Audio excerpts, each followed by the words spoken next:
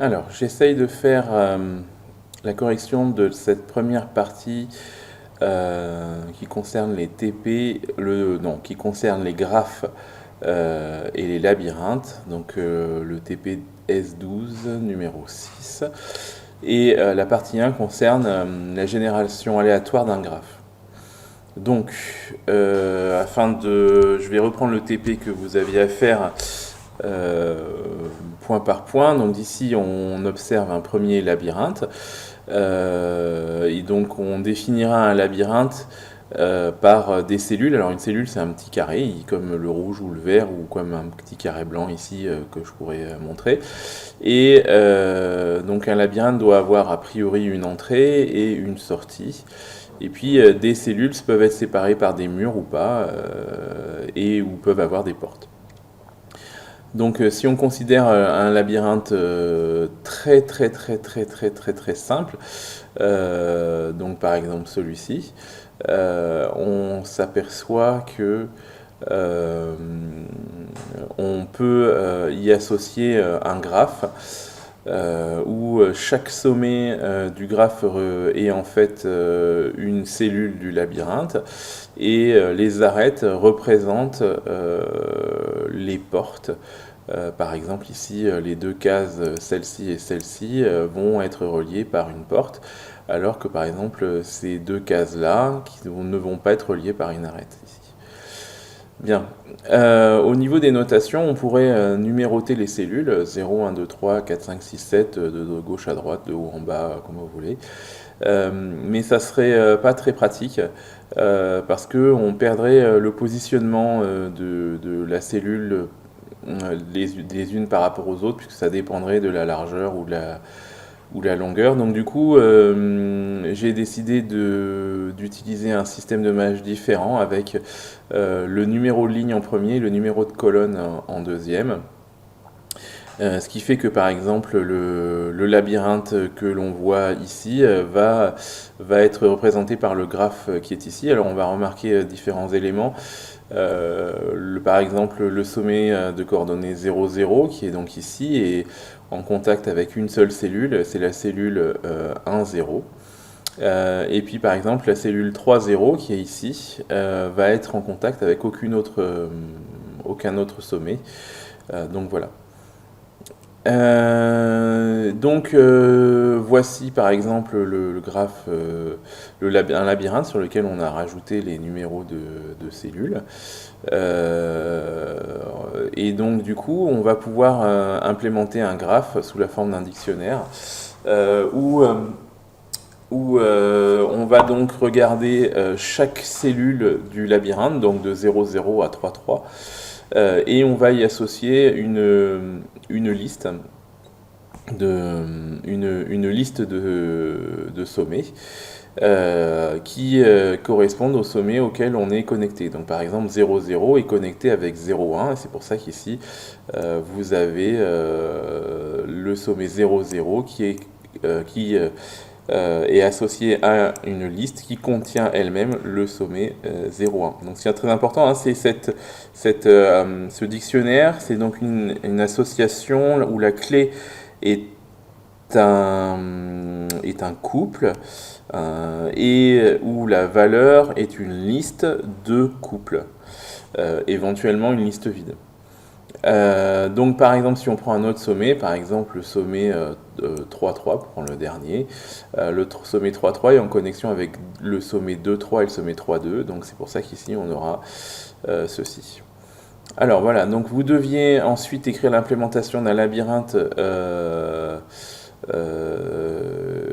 je vous avais donné, donc ce labyrinthe là, vous deviez donc me mettre ici la solution. Donc je vais aller la chercher. Bien, alors essayons d'écrire correctement ça. Donc ici, le labyrinthe 0, 0. Donc on va commencer par la cellule 0, 0. Donc la cellule 0, 0. Donc ça c'est la clé. Et associée à une liste. Donc une liste, et dans la liste en fait on voit que le sommet 0, 0 n'est connecté qu'à un seul autre sommet, c'est le sommet 0, 1. Voilà. Donc là, on a fait la première association. On met une virgule, on passe à la ligne, et puis on va passer. Alors, je vais essayer de faire des tabulations qui soient dignes de ce nom. On va passer au sommet suivant, par exemple le sommet. Alors, je vais indenter sur les lignes d'abord 1,0. Donc le sommet 1,0. Donc c'est-à-dire le sommet là est en connexion avec un seul sommet, c'est le sommet 1,1.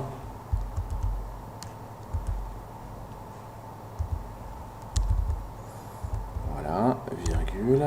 Ensuite je vais passer au sommet suivant, c'est le sommet 2,0.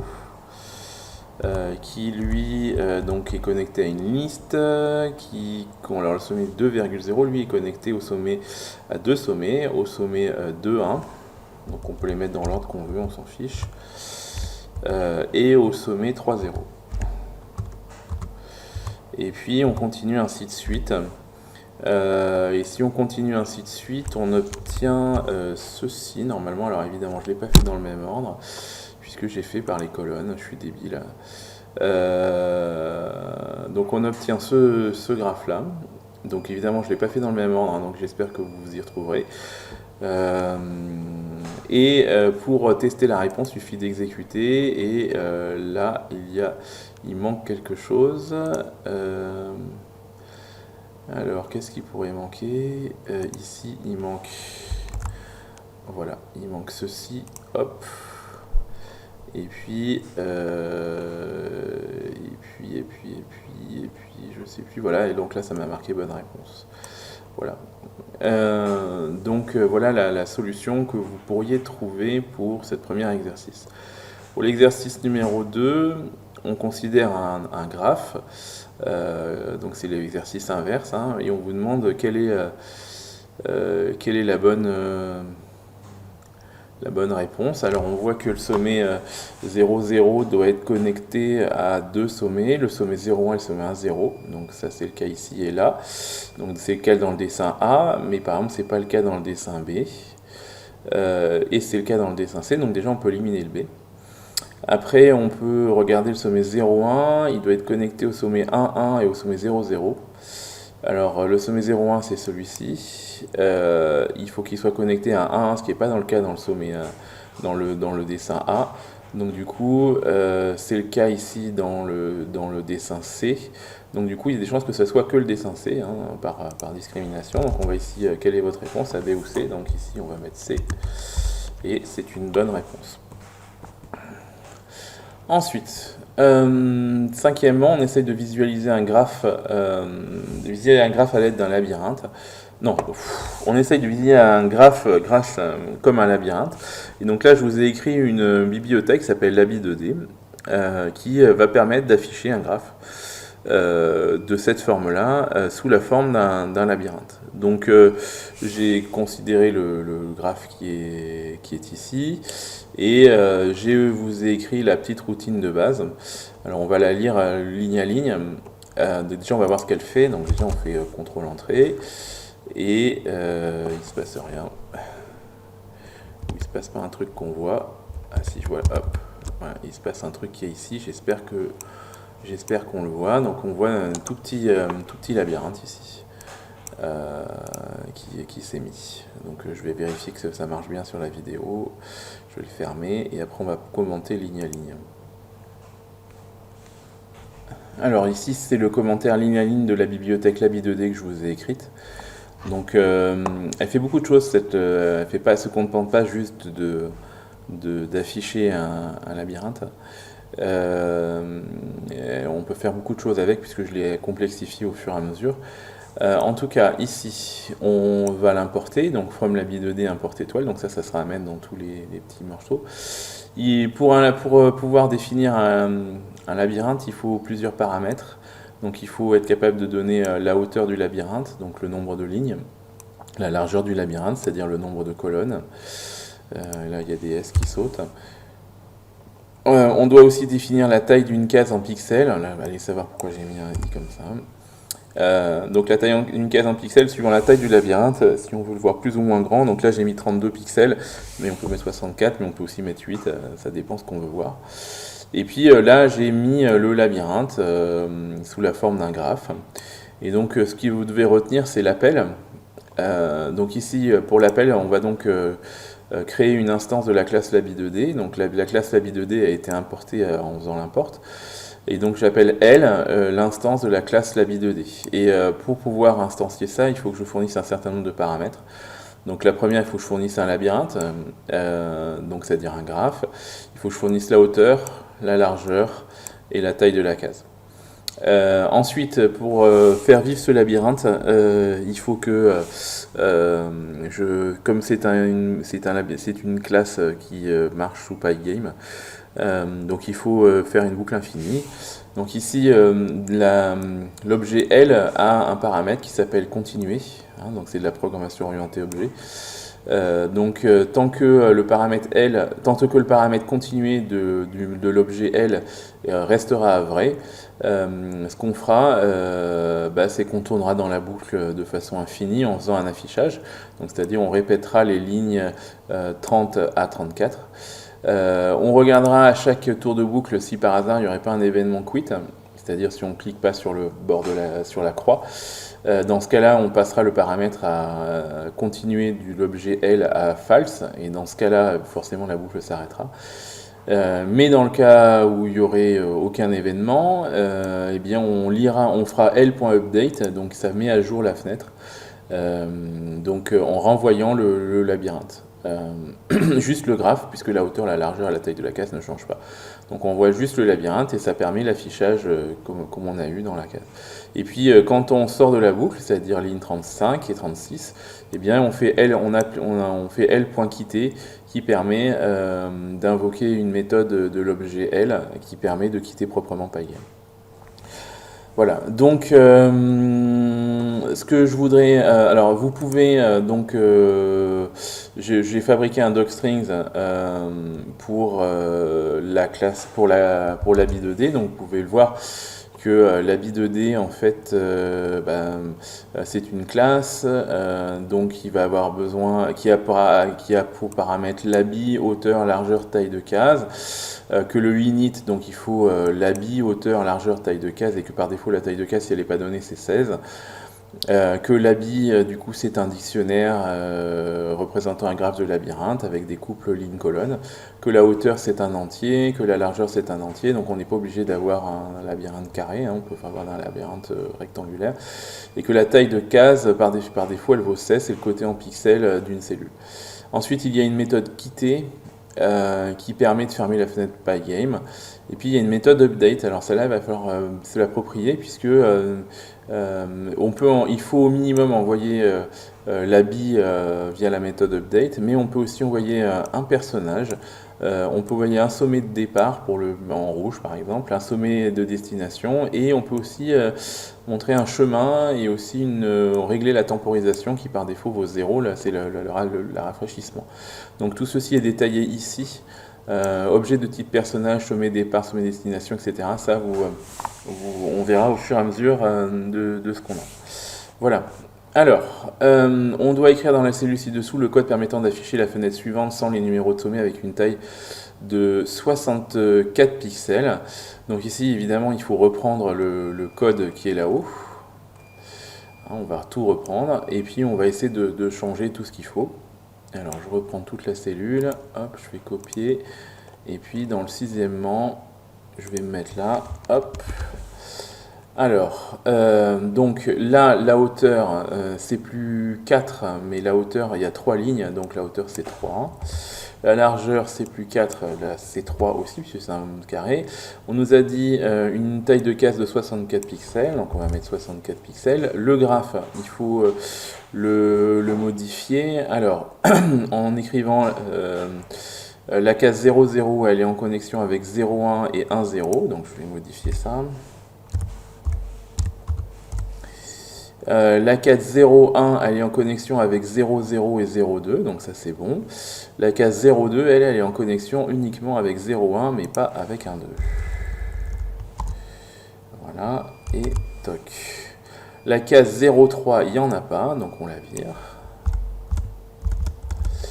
Ensuite, la case 1, 0, elle est en connexion avec la case 0, 0 et avec la case 1, 1. La case 1, 1, elle est en connexion avec 1, 0 et 1, 2. Donc ici. La case 1, 2, elle est en connexion avec 1, 2 est en connexion avec 1, 1. Et avec 2, 2.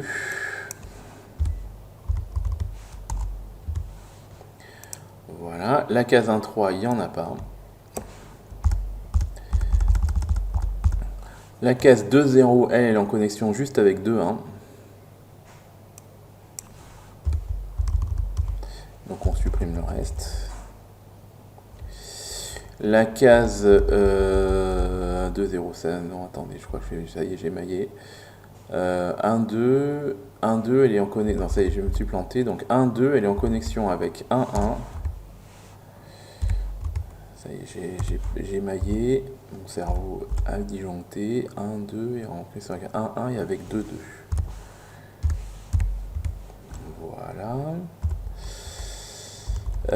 Donc 2, 0, je reprends. 2, 0 est en connexion seulement avec 2, 1.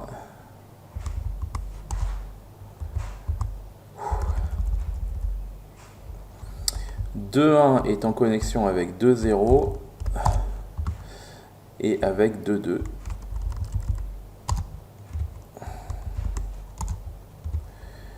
Et enfin, 2, 2, lui, est en connexion juste avec 2, 1 et 1, 2. Voilà. Et par contre, tout le reste, ça sert à rien, puisqu'il n'y en a pas. Voilà, je ferme ça. Voilà, donc normalement, j'espère que c'est bon, je ne me suis pas trompé. Donc du coup, je crée l'instance labi 2D, donc l'instance L de labi 2D, de la classe labi 2D, hein, j'espère que vous avez vu qu'il y avait une majuscule. Et j'envoie le labyrinthe, la hauteur, la largeur, la taille de la case, et puis je fais un update.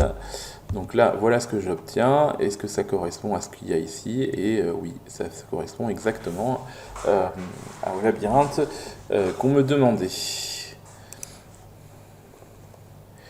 Alors, nous passons au septièmement, qui n'est pas le plus facile à comprendre. C'est la génération aléatoire d'un parcours. Donc là, je vais faire une petite pause pour réfléchir à ce que je vais dire. Voilà. Alors, parlons de la génération aléatoire d'un labyrinthe. Donc un labyrinthe, à la base, on va considérer que c'est une grille qui ne contient pas de porte. Alors attention, une porte, c'est donc un espace où il y a un vide blanc. C'est pas un espace où il y a un trait. Donc au départ, c'est donc un labyrinthe, c'est donc un quadrillage où il n'y a aucune porte, donc c'est-à-dire il n'y a que des traits partout. Donc l'idée c'est de commencer à une case au hasard, donc c'est la première case en jaune qui vient de s'allumer là, et puis de rechercher pour cette première case l'ensemble des voisins possibles. L'ensemble des voisins possibles, quand vous démarrez la première fois, en fait c'est toutes les cases qui sont autour, qui n'ont encore jamais été visitées. Donc là, il va falloir faire le recensement. Alors des cases possibles, il y a 4 directions possibles, hein, nord, sud, est, ouest. Donc l'idée, c'est de recenser parmi les cases nord, sud, est, ouest, celles qui ont déjà été visitées ou celles qui n'ont pas déjà été visitées. Donc dans la première étape, forcément, ici, si on regarde bien comment ça se passe, c'est-à-dire maintenant, on voit que la première case, eh bien, elle a 3 voisins possibles, nord, sud et est, et que c'est est qui a été choisi. Voilà, et qu'en revanche, ouest n'a pas été choisi puisqu'il ne fait pas partie des voisins possibles. Donc ça sous-entend plusieurs choses. Ça sous-entend que on est capable de mémoriser si une cellule a déjà été visitée. Deuxièmement, qu'on est capable de mémoriser quels sont les voisins potentiels d'une cellule. Donc, une fois qu'on a déterminé la cellule, une fois qu'on a terminé la liste des cellules potentielles, on choisit au hasard parmi les cellules possibles la direction où on veut aller. Donc par exemple ici, si on prend la première case, on va vers l'est, et bien on recommence, c'est-à-dire on se déplace dans la cellule suivante. Donc là on est dans la cellule 1,1. Dans la cellule 1,1, on va regarder quelles sont les cellules potentielles possibles. Donc on regarde toujours dans les quatre directions, nord, sud, est, ouest.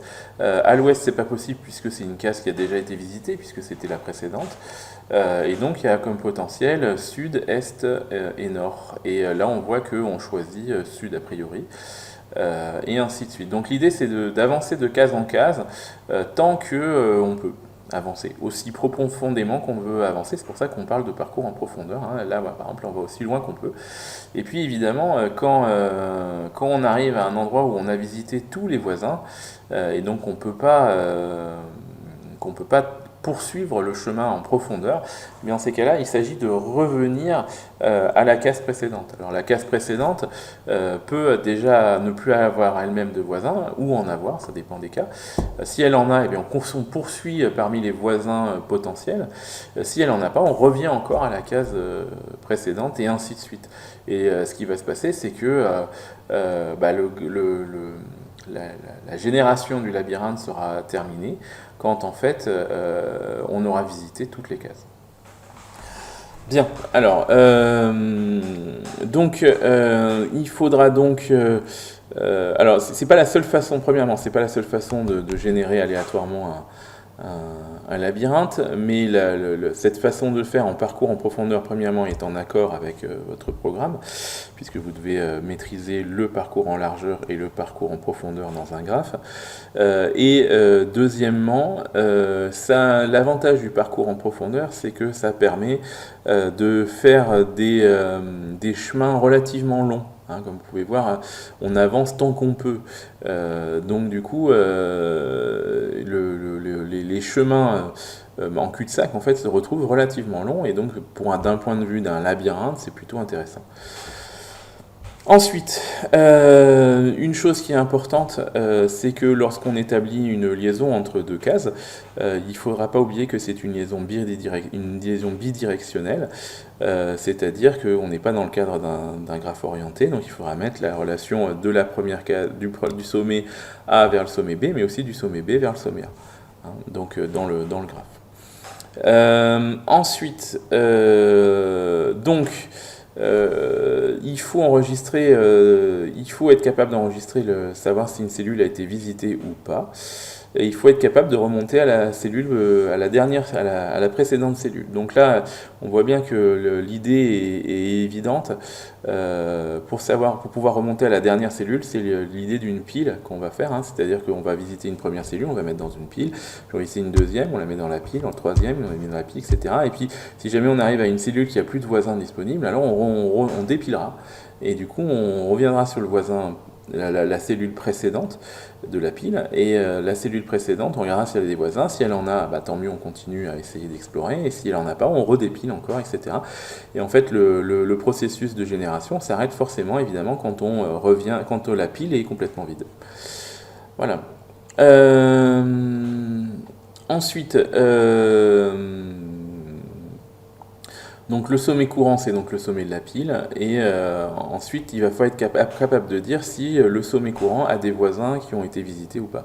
Donc là c'est relativement facile à faire, il suffit d'interroger le graphe, hein, et de voir si, vu que si vous avez marqué une relation dans le graphe, ça veut dire que la cellule a été visitée ou pas. Voilà. Alors, voici l'exercice 4. Donc on doit commencer par écrire une fonction qui s'appelle recherche voisin labis sommet. Alors cette fonction reçoit en argument un labyrinthe sous la forme d'un dictionnaire et un sommet donné par ligne et colonne. Donc l'idée c'est que cette fonction recherche voisin doit renvoyer une liste de sommets n'ayant pas été visités, c'est-à-dire n'ayant pas de relation dans le graphe.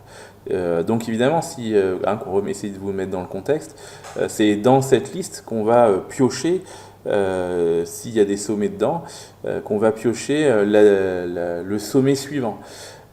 Si jamais il n'y a pas de sommet disponible dans cette liste, eh bien dans ce cas-là, on sera obligé de rétrograder au sommet précédent grâce à la pile. Donc ici, on s'occupe donc juste de la recherche des voisins. Donc ici, recherche voisin labyrinthe sommet. Donc on a un labyrinthe, on a un sommet, et on essaye juste de savoir si ce sommet a des voisins disponibles ou pas. Premièrement, on doit récupérer la ligne X et la colonne Y du sommet courant. Donc ici, la ligne X, c'est sommet crochet 0. La ligne Y, c'est sommet crochet 1. Voilà. Ensuite, donc là, on est au sommet XY. Donc quel est le voisin nord? Donc le voisin nord, c'est celui qui est au-dessus du sommet XY. Donc le voisin nord, si je le cherche bien, donc je vais l'écrire en commentaire. Donc le voisin nord de XY et le sommet, alors il suffit, le voisin nord c'est celui qui est au-dessus, donc c'est celui qui est au-dessus dans la ligne, donc c'est le sommet x-1 Y. Et donc maintenant qu'on sait que le voisin nord c'est x-1 Y, l'idée c'est d'essayer de savoir si premièrement c'est bien une cellule, un sommet du graphe, parce que ça pourrait ne pas être le cas. Et deuxièmement, si ce sommet a déjà été visité ou pas. Alors, pourquoi est-ce qu'il faut d'abord vérifier que x-1 y est bien un sommet du graphe? Imaginez qu'on parte du sommet en haut à gauche pour le départ, là, pour x et y, c'est-à-dire que x et y valent 0. Dans ce cas-là, le sommet nord de 0, 0, c'est le sommet moins 1, 0. Et le sommet moins 1, 0, il est en dehors du labyrinthe en fait, il n'est pas dans le labyrinthe. Donc ça pose un problème d'essayer de chercher une valeur, d'essayer de chercher la clé moins 1, 0 dans le labyrinthe, puisqu'elle n'y sera pas. Donc la première chose qu'on doit faire, c'est de tester si x-1, y, il est dans les clés. Donc pour ça on dit est-ce que le couple x-1, y il est dans la bip. Sinon en fait, on fait rien quoi. On ne cherche pas le voisin. Enfin, ça sous-entend qu'on ne cherchera pas le voisin nord là-dedans. Si oui, la deuxième chose auquel on doit réfléchir, c'est est-ce que ce voisin a déjà été visité? Et ce voisin nord a déjà été visité si dans labyrinthe, il y a le sommet x-1 y a une liste de sommets auxquels il est connecté, un ou plusieurs. Donc ici, ce qu'il faut savoir, c'est est-ce que le sommet x-1 y est connecté à un sommet. Alors, pour savoir la liste des sommets connectés à x-1 y, il faut invoquer le labyrinthe, le graphe, et lui demander la valeur en x-1 y. Là, ici, ce que je viens d'écrire en ligne 18, va nous récupérer une liste. Il y a deux cas possibles. Soit la liste est pleine d'un ou plusieurs sommets, ce qui signifie que le sommet a déjà été visité, et donc que le sommet x-1y ayant été déjà visité, il n'a pas besoin d'être, il n'est pas un voisin potentiel du sommet xy. Soit le sommet n'a jamais été visité, et s'il n'a jamais été visité, dans ces cas-là, la liste qu'on va récupérer ici va être de longueur nulle. Donc ici, l'idée, c'est de tester la liste de cette liste-là qu'on obtient, c'est de savoir si elle est longueur lune ou pas. Donc ici, if len de la liste ici est de longueur nulle, ça signifie que le sommet x-1 y n'a jamais été visité. Donc s'il n'a jamais été visité, ça veut dire qu'on peut l'ajouter à la liste des voisins potentiels. Donc du coup, on fait voisin.append. Donc append, la liste, les voisins, c'est les voisins de xy qui peuvent être potentiellement les voisins de xy. Donc, et on rajoute le sommet x-1, y. Voilà. Donc ça, c'est pour le voisin nord. Maintenant, on va faire la même chose pour le voisin sud, voisin est et voisin ouest, ce qui donne ceci. Donc pour le voisin sud, eh bien le voisin sud, c'est le voisin de, si x, y c'est le sommet courant, le voisin sud c'est x plus 1, y. Donc première étape, on vérifie que x plus 1, y est dans le labyrinthe. Ça, bien sûr, c'est pour gérer le cas limite où vous êtes tout en bas du labyrinthe, sur la dernière ligne. Et dans ces cas-là, le voisin sud n'existera pas. Donc il ne faut pas aller le chercher, hein, puisque ça ne marchera pas. Donc on va dire si il y a bien le voisin, si le voisin sud est bien dans le labyrinthe, eh bien on va aller regarder la liste de ses connexions avec les autres. Et donc si cette liste de ces connexions est vide, c'est-à-dire si sa longueur vaut 0, eh bien on ajoutera le voisin sud à la liste des voisins. Et même chose pour le voisin est, avec le sommet x, y plus 1, et même chose pour le voisin ouest, avec x et y moins 1. Voilà. Et donc du coup, quand on a fait ça, on a donc rajouté entre 0 et 4 voisins à la liste voisins, et on retourne cette liste, qui est ici, ligne 32, hein, je retourne la liste, retourne voisin. Et donc dans la fonction recherche voisin va vous renvoyer la liste des voisins qui n'ont jamais été visités du sommet XY. Alors pour tester ça, on peut tester ça dans cette... alors là je vais l'exécuter. On peut tester ça dans cette ligne-là, où on vous donne un graphe. Et alors il a été écrit, hein, ce graphe particulièrement pour essayer de trouver les cas un peu limites. Et donc j'ai fait 3 tests, et donc il suffit d'exécuter la ligne, et si ça marque test 1 réussi, test 2 réussi, test 3 réussi, c'est que vous avez réussi votre fonction. Voilà. Alors maintenant on passe à l'exercice 5. Donc l'exercice 5, il s'agit maintenant de décrire une fonction qui va générer le labyrinthe à partir d'un graphe vide. Donc on a besoin d'une pile, on a dit, hein, pour garder l'historique des différentes cellules sommets qu'on visite. Donc cette classe pile, elle est ici, hein, donc vous remarquerez les différentes méthodes. Ce qui va surtout m'intéresser en l'occurrence, c'est empiler, dépiler et vide et sommer. Hein. Je rappelle que sommer va vous donner juste le sommet de la pile sans le dépiler, hein, alors que dépiler et va vous renvoyer le sommet de la pile, mais il va le dépiler en même temps. Voilà. Et on va pouvoir commencer la fonction génération labyrinthe. Alors au départ, on crée un labyrinthe vide. Donc ça c'est donc un dictionnaire. Et puis on va le remplir, ce labyrinthe vide, en faisant une double boucle sur la hauteur et la largeur. Donc for x in range hauteur, donc ça c'est la hauteur qui va de 0 à hauteur moins 1.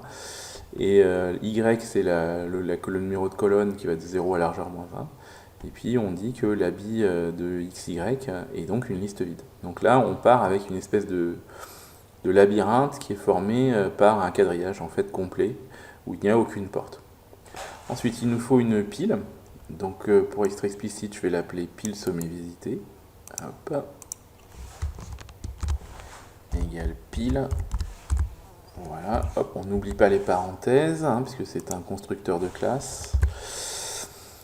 On va tirer au sort le sommet de départ. Donc x égale randint. Alors je crois que j'ai déjà importé random, hein, je suis presque sûr, mais c'est ça.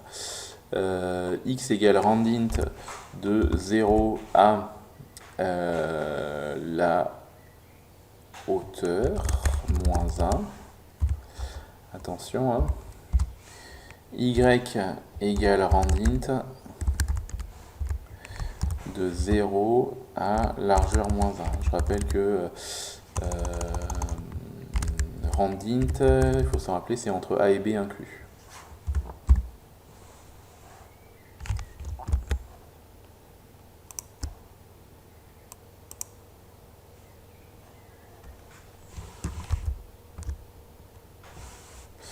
Bien, ensuite, donc on va partir du sommet de départ qui est donc n'importe où dans le labyrinthe. Hein. Et l'idée c'est de dire que on va prendre le sommet x, y et on va l'empiler dans cette pile. On va dire voilà, pile sommet visité, on empile le sommet x, y. Voilà. Et l'idée c'est que tant que ce sommet, tant que cette pile ne sera pas vide, on n'aura pas fini puisqu'il restera de la place. Alors ici, tant que le sommet n'est pas vide, ça veut dire tant que pile sommet. Alors tant que pile sommet point. Alors je sais plus ce que c'est est vide ou c'est est vide. C'est est vide. Est vide. Voilà, tant que ça ne est vide, alors là ça vous renvoie vrai ou faux. Donc si c'est vrai, ça veut dire que c'est vide. Donc tant que ceci est égal à false, que va-t-on faire? Alors, déjà il faut récupérer le sommet de la pile, donc on va l'appeler sommet. Sommet égal, et on va le récupérer sans le dépiler. Point sommet. Voilà, donc on récupère le sommet. Donc on sait que c'est lui, hein, là on sait que c'est x et y. Voilà. Alors du coup on va appeler x et y la valeur courante. Donc x égale sommet de 0. Donc là on essaye de se mettre dans une démarche un peu systématique. Hein. On pourrait être à n'importe quel, on aurait pu récupérer, on pourrait être en plein milieu du processus. Voilà.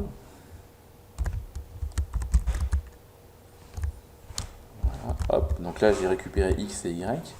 Ensuite il faut que je récupère les voisins, c'est-à-dire est-ce que ce sommet a des voisins disponibles? Alors au début forcément oui, mais peut-être que non. Donc on récupère la liste des voisins, donc on va appeler ça, je sais pas comment je vais appeler ça.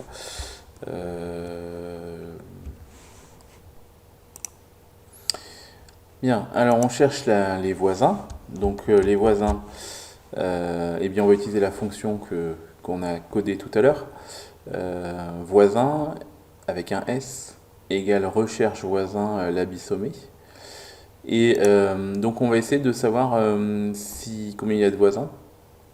Donc on va appeler ça nombre voisin.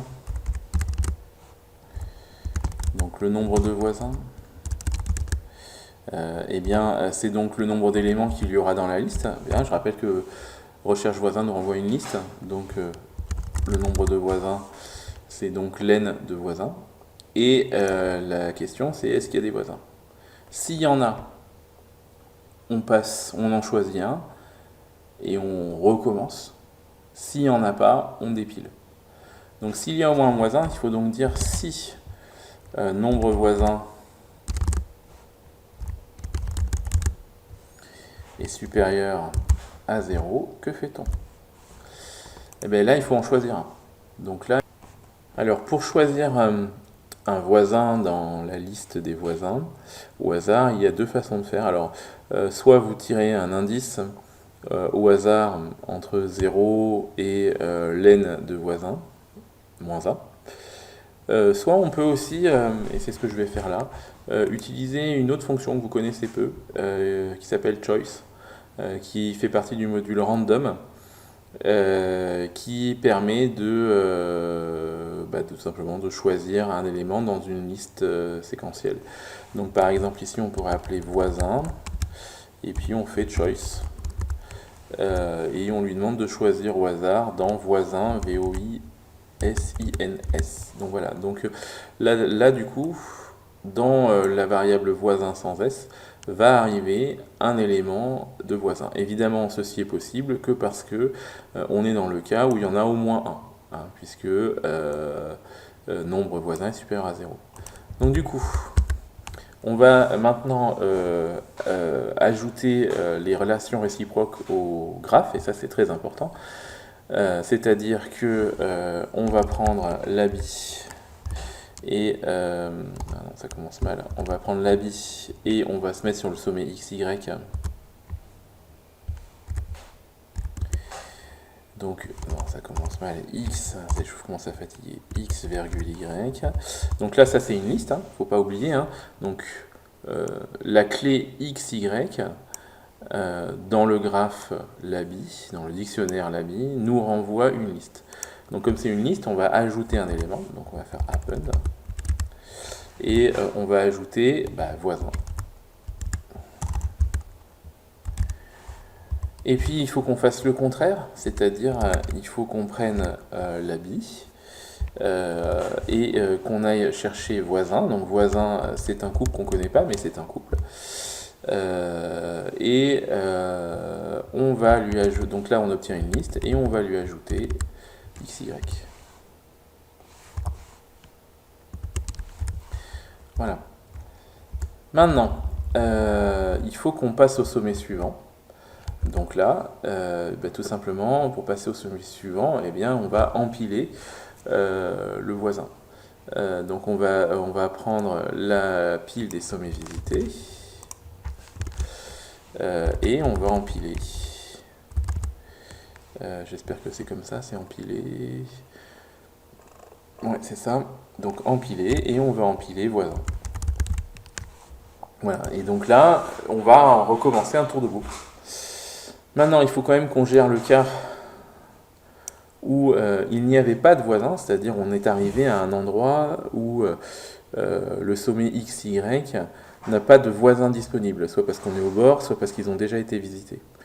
Dans ces cas-là, s'il n'y a pas de voisin disponible, on est sur un cul-de-sac. Donc il faut revenir à la case précédente. Donc ici, on va mettre un else.